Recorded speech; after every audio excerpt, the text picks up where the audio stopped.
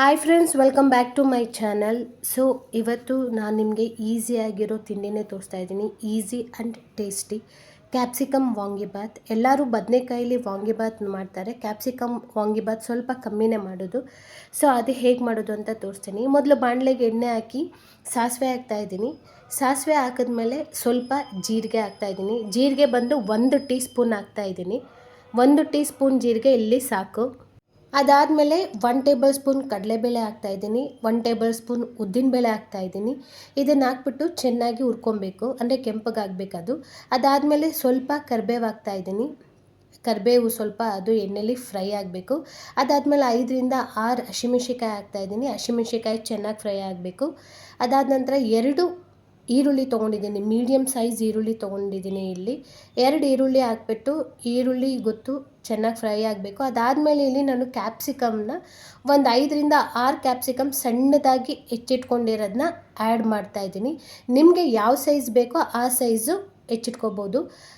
ಇಲ್ಲಿ ಎಣ್ಣೆಲಿ ಎಷ್ಟು ಹೊತ್ತು ನೀಟಾಗಿ ಫ್ರೈ ಆಗುತ್ತೋ ಅಷ್ಟು ಟೇಸ್ಟಿಯಾಗಿರುತ್ತೆ. ಚೆನ್ನಾಗಿ ಎಣ್ಣೆಲಿ ಕ್ಯಾಪ್ಸಿಕಮ್ನ ಫ್ರೈ ಮಾಡಬೇಕಾಗುತ್ತೆ. ಇದು ನೀಟಾಗಿ ಫ್ರೈ ಆಗಬೇಕು. ಇದು ಎಣ್ಣೆಲಿ ಫ್ರೈ ಆದಷ್ಟು ನಮಗೆ ತಿನ್ನೋಕ್ಕೆ ಟೇಸ್ಟಿಯಾಗಿರುತ್ತೆ. ಈಗ ನಾವು ಬದನೆಕಾಯಿನ ಹೇಗೆ ಚೆನ್ನಾಗಿ ಫ್ರೈ ಮಾಡ್ತೀವೋ ಅದೇ ರೀತಿ ಕ್ಯಾಪ್ಸಿಕಮ್ನ ಫ್ರೈ ಮಾಡಬೇಕು. ಸೊ ಕ್ಯಾಪ್ಸಿಕಮ್ ಚೆನ್ನಾಗಿ ಬೇಯಲಿ ಅಂದ್ಬಿಟ್ಟು ಸಾಲ್ಟ್ ಹಾಕೊತಾ ಇದ್ದೀನಿ. ಈಗಲೇ ನಾನು ಎಷ್ಟು ಬೇಕಷ್ಟು ಸಾಲ್ಟ್ ಹಾಕೊಂಡ್ಬಿಡ್ತಾ ಇದ್ದೀನಿ. ಸಾಲ್ಟ್ ಹಾಕೊಂಡ್ಬಿಟ್ಟು ಏನು ಮಾಡಬೇಕು, ಒಂದು ಪ್ಲೇಟ್ ಮುಚ್ಚಿ ಒಂದು 5ರಿಂದ 10 ನಿಮಿಷ ಅದನ್ನು ಬೇಯಕ್ಕೆ ಬಿಟ್ಬಿಡಬೇಕು. 5ರಿಂದ 10 ನಿಮಿಷ ಅದನ್ನು ಬೇಯಕ್ಕೆ ಬಿಟ್ಟಾದಮೇಲೆ ಬೆಂದಿರುತ್ತೆ ನೋಡಿ. ಈಗ ಬೆಂದಿದೆ. ಈಗ ಬೆಂದಾದಮೇಲೆ ನಾನು ವಾಂಗಿಬಾತ್ ಪೌಡರು MTR ತೊಗೊಂಡಿದ್ದೀನಿ. MTR ಪೌಡರ್ 10 ರುಪೀಸ್ದದು 2 ಆ್ಯಡ್ ಮಾಡ್ತಾಯಿದ್ದೀನಿ. ನೀವು MTR ತೊಗೋಬೇಕಂತಿಲ್ಲ, ನಿಮ್ಗೆ ಯಾವ ವಾಂಗಿಬಾತ್ ಪೌಡರ್ ಇಷ್ಟ ಆಗುತ್ತೋ ಅಥವಾ ಮನೆಯಲ್ಲೇ ನೀವೇ ರೆಡಿ ಮಾಡಿರೋ ವಾಂಗಿಬಾತ್ ಪೌಡರ್ ಆದರೂ ಸರಿ. ವಾಂಗಿಬಾತ್ ಪೌಡರ್ ಹಾಕ್ಬಿಟ್ಟು ಸ್ವಲ್ಪ ಕೊತ್ತಂಬರಿ ಹಾಕಬೇಕು. ಇಲ್ಲಿ ಇದು ಪೌಡರ್ ಹಾಕಿದ್ಮೇಲೆ ಒಂದು 5 ನಿಮಿಷ ಇದನ್ನು ಒಲೆ ಮೇಲಿಟ್ಟರೆ ಸಾಕು. ಜಾಸ್ತಿ ಹೊತ್ತು ಇದು ಫ್ರೈ ಆಗಬೇಕು ಅಂತ ಏನಿಲ್ಲ. ಅದಾದಮೇಲೆ ಸ್ವಲ್ಪ ನಾನು ಇಲ್ಲಿ ಕೊತ್ತಂಬರಿ ಆ್ಯಡ್ ಮಾಡ್ಕೊತಾ ಇದ್ದೀನಿ. ಕೊತ್ತಂಬರಿ ಹಾಕ್ಬಿಟ್ಟು ಒಂದೊಳ್ಳೆ ಮಿಕ್ಸ್ ಕೊಡಬೇಕು. ಪೌಡರ್ ಹಾಕಿ ಆದಮೇಲೆ ಜಾಸ್ತಿ ಹೊತ್ತು ಇದನ್ನೇನು ಇದು ಮಾಡಬೇಕು ಅಂತೆಲ್ಲ, ಯಾಕಂದರೆ ಸ್ವಲ್ಪ ಹೊತ್ತು ಎಲ್ಲ ಬೆಂದಿರುತ್ತೆ. ಪೌಡರ್ ಮಿಕ್ಸ್ ಮಾಡಿ ನಮ್ಗೆ ಏನು ಬೇಕು ಅದನ್ನು ಆ್ಯಡ್ ಮಾಡ್ಕೊಳ್ಳೋದು. ಇಲ್ಲಿ ನಾನೇನು ಮಾಡ್ತಾಯಿದ್ದೀನಿ, ಕೊತ್ತಂಬರಿ ಸೊಪ್ಪು ಆದಮೇಲೆ ಹಾಫ್ ನಿಂಬೆಹಣ್ಣ ಅಂದರೆ ಹಾಫ್ ಲೆಮನ್ನ ಇಲ್ಲಿ ನಾನು ಹಿಂಡ್ಕೊತಾ ಇದ್ದೀನಿ. ಅದಕ್ಕೆ ಇಲ್ಲಿ ನಾನು ಯಾವುದೇ ರೀತಿ ಟೊಮೊಟೊ ಹಾಕಲ್ಲ. ಟೊಮೊಟೊ ಹಾಕಿದ್ರೆ ಈ ಟೇಸ್ಟ್ ಬರೋಲ್ಲ, ಅದೇ ಒಂಥರ ಡಿಫ್ರೆಂಟ್ ಟೇಸ್ಟ್ ಬರುತ್ತೆ. ನಾನು ವಾಂಗಿಬಾತ್ಗೆ ಯಾವತ್ತೂ ಟೊಮೊಟೊ ಹಾಕಲ್ಲ, ಅಂದರೆ ಗೊಜ್ಜು ಮಾಡೋಕ್ಕೆ. ಡೈರೆಕ್ಟ್ ವಾಂಗಿಬಾತ್ ಆದರೆ ಮಾತ್ರ ಟೊಮೊಟೊ ಯೂಸ್ ಮಾಡೋದು. ಇದು ಗೊಜ್ಜಾಗಿರೋದ್ರಿಂದ ಇಲ್ಲಿ ಟೊಮೊಟೊ ಯೂಸ್ ಮಾಡಲ್ಲ. ಸೊ ವಾಂಗಿಬಾತ್ ಗೊಜ್ಜು ಈಗ ರೆಡಿಯಾಗಿದೆ. ಅದಕ್ಕೆ ನಮ್ಗೆ ಎಷ್ಟು ಅನ್ನ ಬೇಕು ಹಾಕ್ಕೊಂಡು, ಒಬ್ಬರು ಜಾಸ್ತಿ ಗೊಜ್ಜು ಅಂದರೆ ಇಷ್ಟಪಡ್ತಾರೆ, ಒಬ್ಬರು ಕಮ್ಮಿ ಗೊಜ್ಜಿದ್ರೆ ಇಷ್ಟಪಡ್ತಾರೆ. ಸೊ ನಿಮಗೆ ಯಾವ ರೀತಿ ಬೇಕೋ ಆ ರೀತಿ ಕಲಿಸ್ಕೊಂಡ್ರೆ ವಾಂಗಿಬಾತ್ ರೆಡಿ. ತುಂಬ ಟೇಸ್ಟಿಯಾಗಿರುತ್ತೆ. ಕ್ಯಾಪ್ಸಿಕಮ್ ಇಷ್ಟಪಡೋರ್ಗಂತೂ ತುಂಬಾ ಇಷ್ಟ ಆಗಿರುತ್ತೆ. ಒಂದ್ಸರಿ ಟ್ರೈ ಮಾಡಿ. ತುಂಬ ಈಸಿ, ತುಂಬ ಟೇಸ್ಟಿ.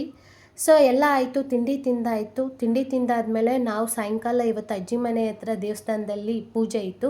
ಅಂದರೆ ಮಾಘ ಮಾಸದ ಪೂಜೆ ಇದು ಮಾಘ ಮಾಸ ಎಂಡ್ ಅಂದರೆ ಶುಕ್ರವಾರ ಎಂಡಾದರೆ ಶನಿವಾರ ಅಲ್ಲಿ ಜೋರಾಗಿ ಪೂಜೆ ಮಾಡ್ತಾರೆ ಶನಿಮಹಾತ್ಮ ಸ್ವಾಮಿ ದೇವಸ್ಥಾನದಲ್ಲಿ. ಪ್ರತಿ ವರ್ಷವೂ ಹೀಗೆ ಆಗುತ್ತೆ. ಪ್ರತಿ ವರ್ಷವೂ ಇದೇ ರೀತಿ ಮಾಘ ಮಾಸ ಮುಗಿದಾದ್ಮೇಲೆ ಮಾರನೇ ದಿನ ಪೂಜೆ ಮಾಡ್ತಾರೆ. ಶನಿಮಹಾತ್ಮ ಸ್ವಾಮಿ ದೇವಸ್ಥಾನದಲ್ಲಿ ಪೂಜೆ ಇತ್ತು. ಅಲ್ಲೆಲ್ಲ ಪೂಜೆ ಎಲ್ಲ ಮಾಡ್ಕೊಂಡ್ವಿ. ಶನಿಮಹಾತ್ಮ ಸ್ವಾಮಿಲೇ ಮಲೆಮಹದೇಶ್ವರ ಸ್ವಾಮಿ ಪೂಜೆ ಕೂಡ ಮಾಡಿಸಿದ್ರು. ಮಲೆಮಹದೇಶ್ವರ ಸ್ವಾಮಿ ಪೂಜೆ ಎಲ್ಲ ಮಾಡಿಸಿ ಅಲ್ಲಿ ಏನು ಮಾಡ್ತಾರೆ, ಅನ್ನದಾನ ಮಾಡ್ತಾರೆ. ಅಂದರೆ ಪ್ರತಿ ವರ್ಷವೂ ಇದೇ ರೀತಿ ಇರುತ್ತೆ.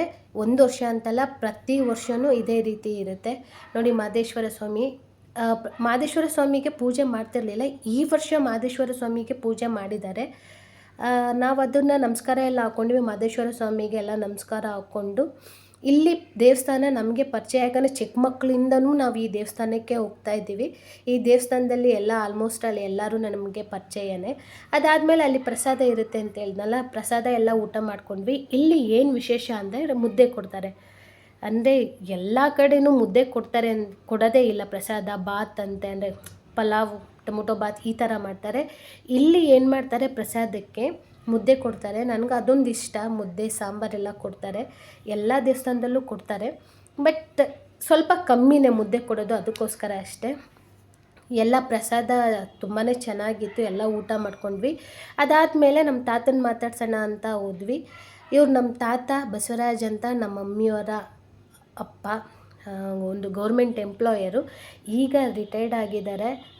ಅವ್ರನ್ನ ಮಾತಾಡ್ಸೋಣ ಅಂತ ನಾವು ಅವ್ರಿಗೆ ಮೊಮ್ಮಕ್ಕಳು. ಈಗ ನಮ್ಮ ತಾತನೇ ನಮಗೆ ಮಗು ಥರ ಆಗಿಬಿಟ್ಟಿದ್ದಾರೆ. ವಿಚಾರಿಸ್ತಾ ಇದ್ರು ದೇವಸ್ಥಾನಕ್ಕೆ ಹೋಗಿದ್ರೆ ಪೂಜೆ ಎಲ್ಲ ಚೆನ್ನಾಗಾಯ್ತಾ ಅಂತ. ತಾತಂಗೂ ದೇವಸ್ಥಾನದ್ದು ಪಾಯಸ ಕೊಟ್ಟಿದ್ವಿ, ತಗೋಡಿ ಅಂತ.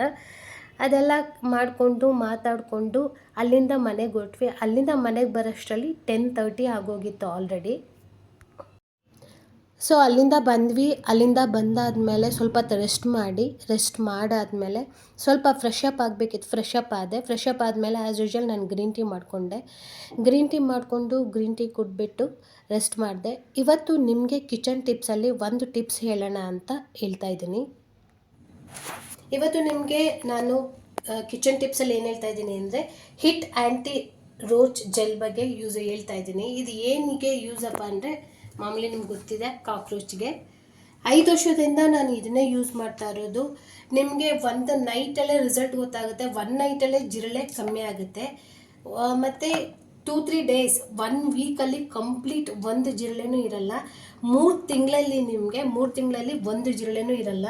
ಅದಾದಮೇಲೆ ಒಂದು 3-4 ತಿಂಗಳು ನಿಮಗೆ ಜಿರಳೆ ಪ್ರಾಬ್ಲಮ್ಸು ನಿಜವಾಗ್ಲೂ ಬರಲ್ಲ. 100% ಇದು. ಯಾಕಂದರೆ ನಾನು ಯೂಸ್ ಮಾಡ್ತಾ ಇರೋದ್ರಿಂದ ನಿಮ್ಗೆ ಹೇಳ್ತಾ ಇದ್ದೀನಿ.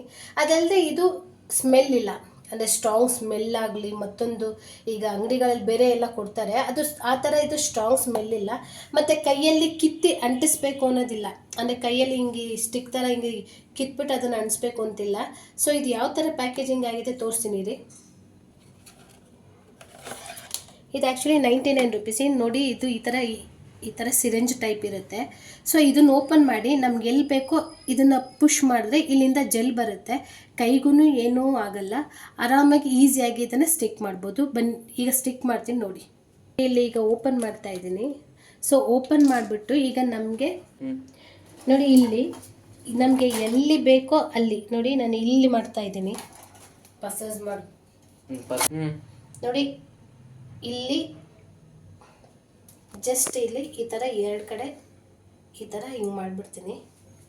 ಅದು ಮಾಡಾದ್ಮೇಲೆ ಇದನ್ನು ಮಾಡಿ ನೋಡಿ, ಈ ಕಡೆ ಒಂದು ಮತ್ತು ಈ ಕಡೆ ಒಂದು ಸ್ಟಿಕ್ ಮಾಡ್ತಾಯಿದ್ದೀನಿ ನೋಡಿ, ಇಷ್ಟೇ ಸಾಕು.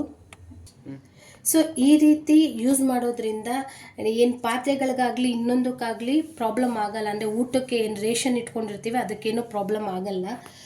ಸೊ ಒಂದ್ಸರಿ ಟ್ರೈ ಮಾಡಿ ನೋಡಿ. ಆಲ್ಮೋಸ್ಟ್ ಅಲ್ಲಿ ಎಲ್ಲರಿಗೂ ಗೊತ್ತಿರುತ್ತೆ. ಇನ್ನೂ ಯಾರು ಟ್ರೈ ಮಾಡಿಲ್ಲ ಅವ್ರು ಟ್ರೈ ಮಾಡಿ ಅಂತ ಹೇಳ್ತಾ, ಈ ವಿಡಿಯೋ ನಿಮಗೆ ಇಷ್ಟ ಆದರೆ ಲೈಕ್ ಮಾಡಿ, ಶೇರ್ ಮಾಡಿ, ಸಬ್ಸ್ಕ್ರೈಬ್ ಮಾಡಿಕೊಂಡು ನನ್ನ ಚಾನಲ್ನ ನೋಡಿ ಅಂತ ಹೇಳ್ತಾ ಇಲ್ಲಿಗೆ ಈ ವಿಡಿಯೋನ ಎಂಡ್ ಮಾಡ್ತಾಯಿದ್ದೀನಿ. Thank you, bye.